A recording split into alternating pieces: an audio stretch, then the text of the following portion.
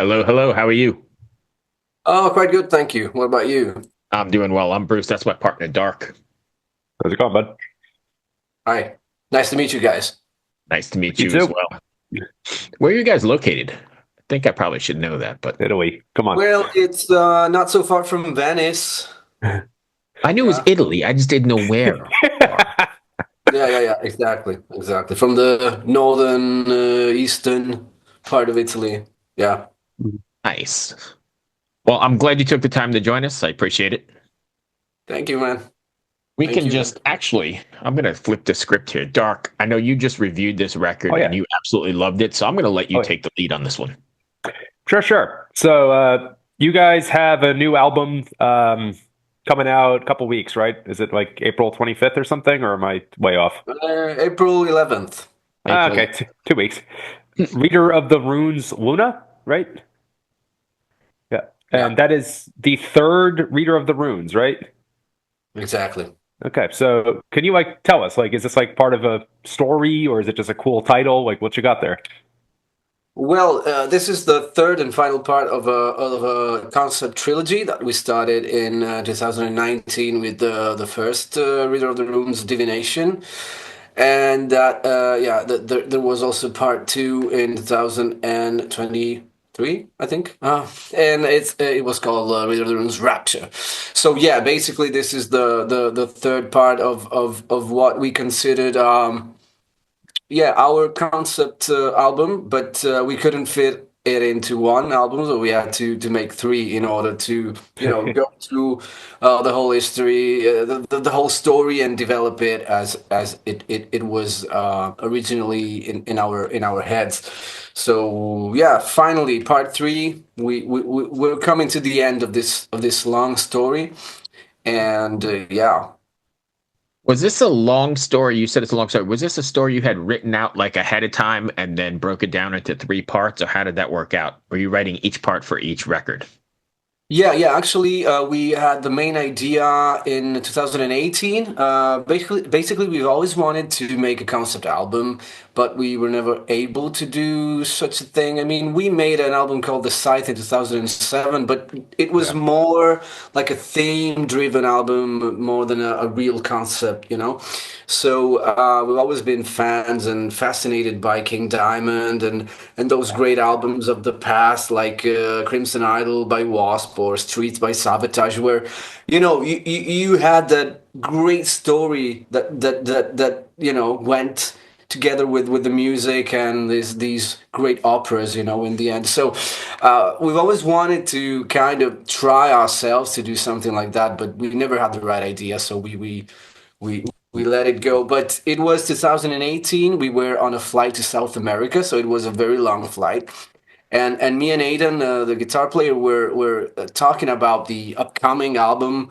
Do you have any ideas? We usually talk about that stuff when we have long travels, and we said to ourselves, why not trying a concept album this time? Do we have any ideas? And then one of us threw out just a really generic idea, and the other one followed with another one, and that's where we built this story, and we basically had it all set in that flight. During that flight, of Huh. course, we started developing the first part of the story in with the first album that we made for this, and we focused on that in 2018, 19. And then after that, soon after that, the pandemic arrived. So we had to stop all the live activities, we know that. And we had all the time to focus on the story and on the songs. So we wrote all the songs and all the lyrics of part two and part three all together. And we had the chance to split the songs because we had them all. We had all the pre-productions, so we had the chance to split the ones that could go in part two and the ones that had to go on part three with a certain, clarity. And we had the chance to really set the right tone for the two albums with all the songs that we had. So basically, yeah, to answer your question, the main idea was there, and we had these two big moments where we developed it. You mentioned the Crimson Idol, and I think that's a shame that's such an unrecognized record that kind of didn't do as well as I would have hoped. And boy, that's a great, great record. Yeah, that's one of the best records in history. For me, it's really one of those albums that when you listen to it, you're totally captured by it, by the music, by the lyrics. It has such a great story, such a great concept, how it is written, how it is developed. Yeah, that's I totally was awesome. fortunate enough to see them perform that with Frankie Banali on drums here in Oh, Richmond. I don't wow, know. wow, Yeah, 15, 20 years ago at a club wow, here in Richmond. Then it was just fantastic with the screens and the whole deal. And it was, Mhm. yeah, quite wow. the experience. So speaking of that, then when you're writing these songs and lyrics and dividing things up, are you thinking about what it's going to look like on stage as well? Like costumes and stage props and sets?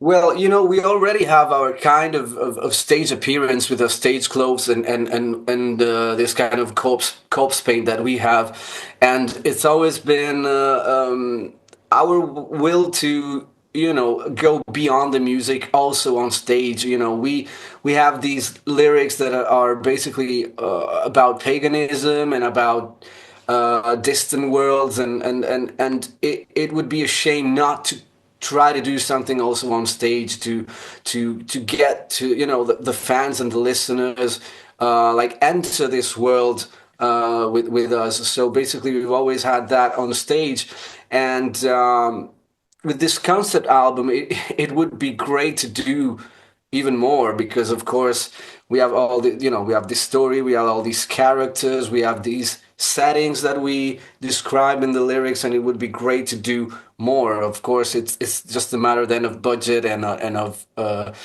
stage dimensions and all, but yeah, it would be great to extend the story also to the stages, of course. Fair enough. Dark?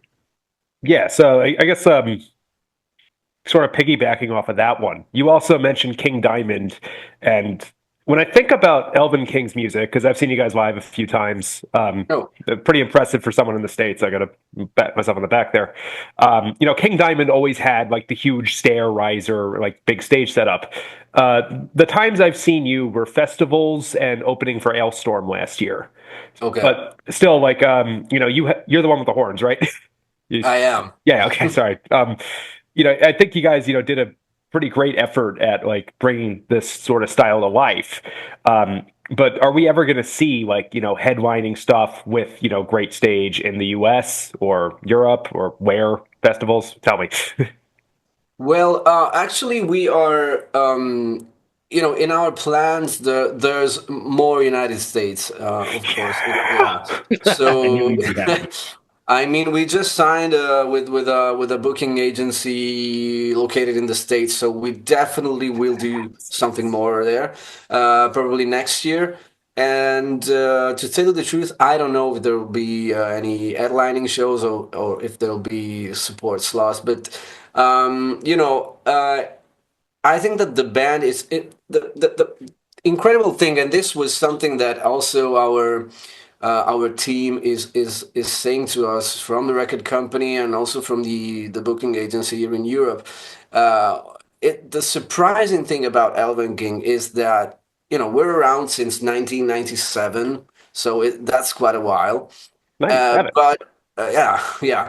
But the surprising thing is that the real growth of the band started in the latest years, and don't ask me why, but yeah, that it happened, and we're very happy for that. But I think that it's since, I don't know, maybe 10 years or something, that we really Nice. growing, and we are able to do more stuff also on stage, when we're talking about the scenes and what we're bringing on Yeah. stage. So I really hope, and I really, we are planning something. So I really hope that we will have more together Mhm. with us on stage, in terms of having a scene and something happening, and as I said, trying to get the fans like enter our world, Yeah. and make it consistent, so that it's Mhm. not the up team show that you go, and there's just a club and a band playing, which is cool on one side, but playing the music that we play, probably it's a plus to have a little bit of a like a visual Oh yeah, thing of that course. goes along with the music. So yeah, I'm confident that we'll be doing something more, and also in the States. Oh Nice. yeah. So you just touched on something I wanted to ask about ahead of time, so thanks for bringing it up.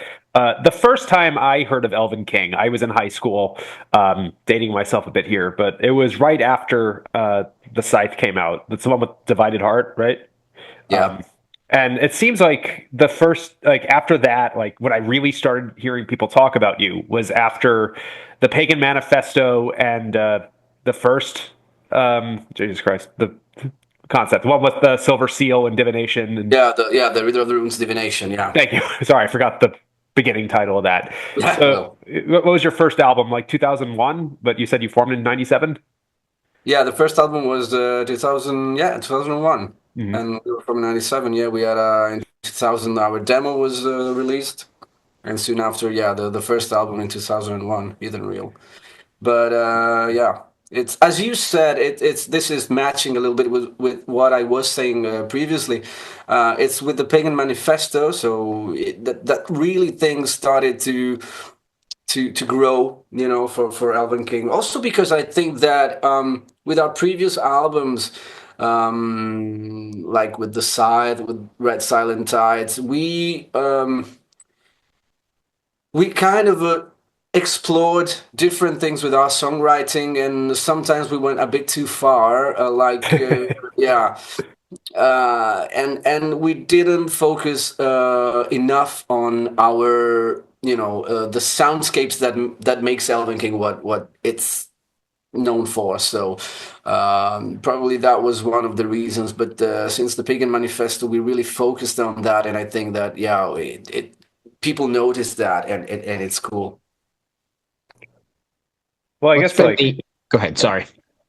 I mean, I'll put it this way, probably better this way than not. Like I've heard of plenty of bands like staying on too long. Like I won't name anybody, but bands are like they should have retired 20 years ago, where it sounds like you guys are in your prime, Hitting you your know. stride. Yeah. Yeah. Yeah, Not even hitting their stride, but they're still there. yeah, Go. that's surprising. That's really surprising because for us, it wouldn't make sense if the that was the impression. I mean, if the impression was that we're a band that's around for many years and we're doing the same thing again and again, it wouldn't be us. And if we wouldn't be able to like get out of that circle, we would just stop. And that's what was one of the things that we talked about before the Pagan Manifesto. We said to ourselves, if we're not able to focus on our soundscape and cast it in stone, then it's better if just disband Elvenking. There's no reason to go on like this. So yeah, I totally agree with you. Well, What has interestingly been the? enough, go ahead. Sorry. No, go ahead. So, the first song on the new one, that's interesting that you say that. Season of the Owl, I think it's called. Yeah. I say as I clearly switched to my music library to make sure it was that. That one I heard, and I'm like, this is a nice evolution for Elvenking. I don't think like I think you guys clearly took some adventurous risks in songwriting. I definitely think it paid off. But you're saying that it was more streamlined over the last 10 years or so, or? Yeah, sorry, I didn't get this last thing you said. Um, to me, it seems like you took some risks, and I think Yeah, they yeah, yeah. worked. But yeah. So, but at the same time, I thought you were saying like you went too far in the early days. Um, Yeah, yeah. I mean that we went too far in, for example, the Scythe, as you know, was a bit more. It was like a heavier album, and it went into territories that um, uh, were not where we should have gone. And the same we did with the Red Silent Tides. I mean, we made this really heavy album and then an album that was almost hard rock. So it was like, yeah, it was like getting out of our identity, of out of what we were setting as the boundaries of our sound, and like the real identity of the band. So we went too far in that regard. But as you said, with songs like Season of the Owl, the new album, probably, yeah, we took a risk in the how the song is structured, and we made some choices that are not the easiest when it comes to structure a song and put together some things that you wouldn't do if you want to build like a regular song. So we said to ourselves that this is going to be an opener. We want to make a cool opening track, but not like the usual fast song, predictable. You want to do something that has like a different structure, that has some surprises. That when you listen to it, you have some surprises, and you're not done with the song with just one listen. You have to go through it again and again just to really understand what's going on without having it, too chaotic, of course. Fair enough. Were you ever concerned that taking that sort of risk would some of your fans wouldn't take the journey with you? Well, yeah, and we noticed that in the past. I mean, we did it because on one side, we were living a moment where the folk metal scene was getting really popular, and there were a lot of bands jumping in, and we were about a bit sick of that. When the kind of the music you're doing, it's getting like so popular, and it's we were a bit sick of that, and we just tried to like distance ourselves a little bit from that, and we took a jump that was a bit too too far away from that, probably. But we didn't care at the time. We just said, okay, our fans will come with us if they really like us and understood who we are and how we write songs and blah blah. But of course, there were a lot of fans that didn't come with us at first. Probably later they did, because they went back to our discography and said, "Oh well, after all, this album was really good, to tell you the truth." But yeah, when we released those albums, we of course had some fans that just didn't appreciate what we were doing. But yeah, we took the risk, and eventually we changed our minds a little bit. How much thought actually goes into that when you're deciding to take the risk or make that heavier record, or step back from that heavy record? How much goes into it, saying this is what we really want to do versus this is what the majority of the fan base is going to want to do? Well, from day one, it wasn't a concern for us. It really wasn't. So we just did what we wanted to do, basically, and we had a great support from the record company, because they didn't tell us, do this or do that. They probably did at the very beginning, but then they just let us do what we needed to do. And it's just probably with the Pagan Manifesto that we were a bit more concerned about that, not because of the reaction from people, but because we needed to get back to what the band was born for. I mean, that's when we were really concerned about this thing that you were saying. It was like, okay, we wandered a lot, we did this, we did that, but now we need to really sound like Elvenking. We need to be Elvenking, and yeah, that was the moment where we really thought about it. Gotcha. Dark. So, where do you go from here? Like the end of the trilogy? Like, are you scared? Because I know, like, I don't know, not music. Peter Jackson, after he did Lord of the Rings, like, just go. Yeah. Yeah, well, I mean, we're excited. We're excited because it's since 2018 that we have to consider about, the lyrics and the characters and the story, and the story has to be consistent. We don't have to make any errors. The music has to go along with the lyrics, and it's like years and years of thinking and overthinking and writing, and so we're really excited to, finally get to do, yeah, a new regular album, Right. uh, yeah, we're totally excited. It's like something new now, because as I said, it's since 2018 that we are into this concept thing. So yeah, it's gonna be exciting. What's been the initial response to the single so far?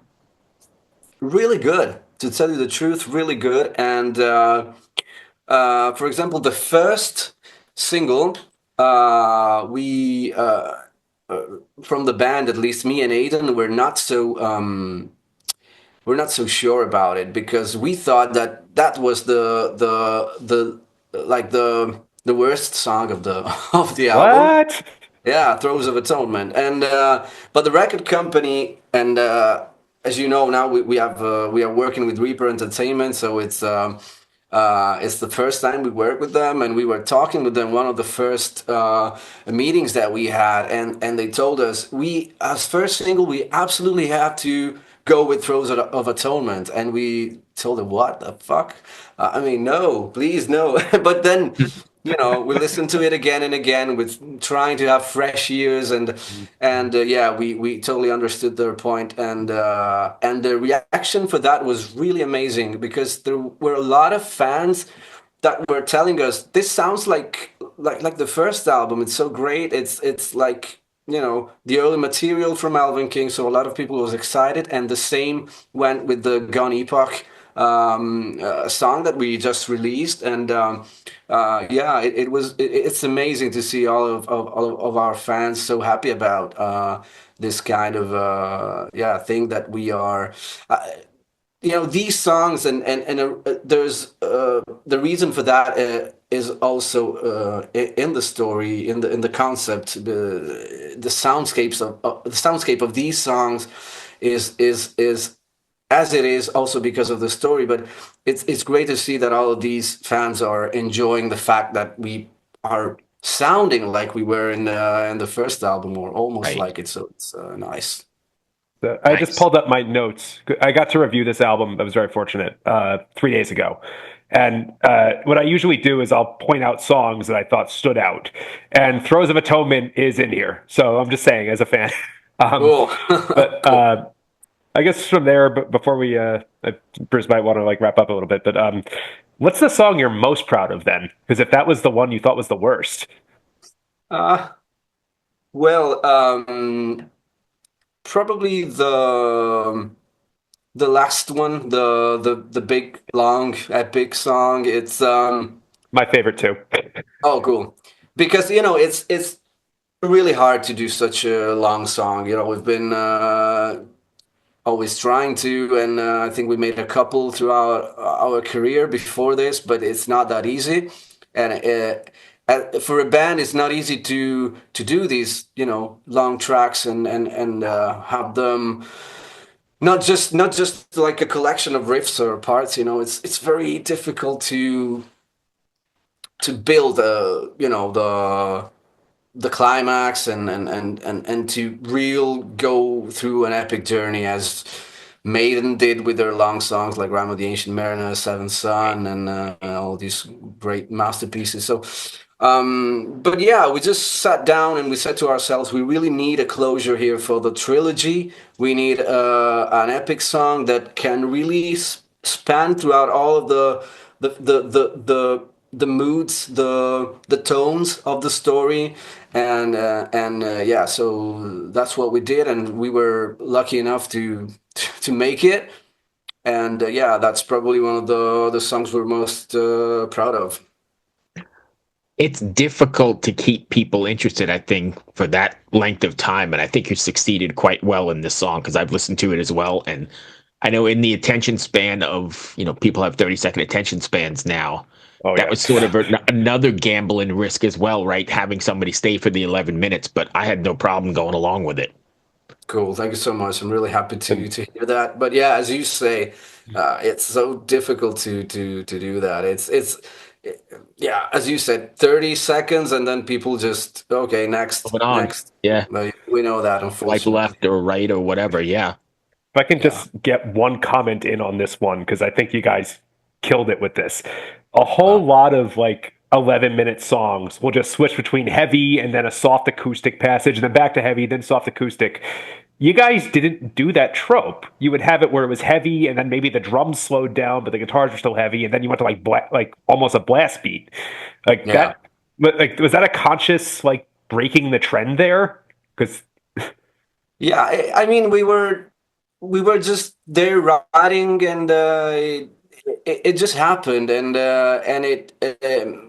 of course, we went through different versions of the song, but it's when we feel that it's good, then we go with it, and that's what happened with the, especially with that blast beat part that we have in the central part of this song. It's, we just needed that to go. We needed that cavalcade to go and take you through the until the where we get the melody of what was the chorus of the long song on the first part. So we are kind of getting back to that, so that we feel that, it's the same story and we are closing it.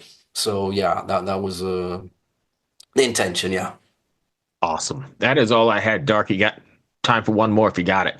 sure. So yeah, you told me like a couple minutes ago, band started in '97. I was going off the 2001 for the first album.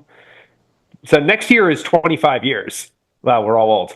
But Ah. do you have any Yeah. plans to commemorate that at all? Well, not at the moment, but we talked about some things, and the scariest thing is that in 2027 it's 30 years of the band. So probably we will do something for the, man, 30 years. That's a lot, but Crazy. but yeah, probably we'll do something with that, because for next year we are planning other things, and but let's see. I mean, we're still in for a celebration, so we're always in for celebrations. So, Come back Fair to the enough. U.S. yeah, definitely. Thank you, my friend. Good luck with the Thanks, record dude. and the tours. Thank Appreciate you very talking to much. you, and we'll talk to you Thank you. soon. It's been a great pleasure. Thank you, guys. Awesome. Thank you so much. Have a great Bye. night. All Bye. right, later.